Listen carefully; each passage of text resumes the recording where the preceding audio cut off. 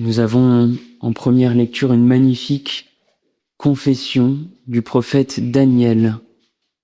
Cette confession où il y a 6 fois, avec le nombre de l'impureté, de l'imperfection, 6 fois la reconnaissance du mal qui a été commis, mais encadrée par ces exclamations.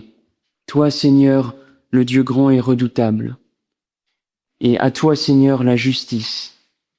Comme si le péché de l'homme était encadré par Dieu, par le Dieu de toute miséricorde.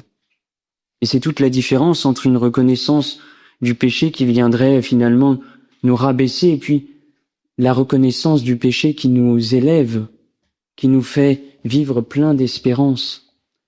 La première fois qu'il a employé le mot miséricordieux, le terme qu'emploie Jésus dans l'Évangile, « Soyez miséricordieux comme votre Père est miséricordieux », se trouve dans le livre de l'Exode, juste après l'adoration du veau d'or, où il y a le Seigneur lui-même qui se manifeste à Moïse, qui passe devant Moïse et qui révèle comme son nom. Le Seigneur, Dieu tendre et miséricordieux, plein d'amour et de vérité. Dieu tendre et miséricordieux, rempli d'amour et de vérité.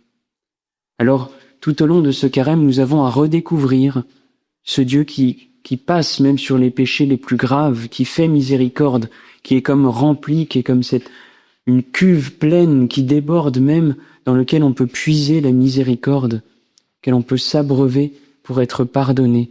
Ce Père miséricordieux, et bien sûr, il en va donc de la nécessité pour nous, puisque nous avons été pardonnés, nous puisons à la miséricorde de Dieu, d'agir comme lui agit envers nos frères.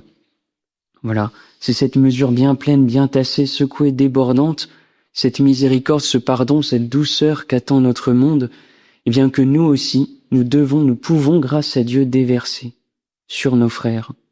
Demandons cette grâce au cours de cette Eucharistie. Amen.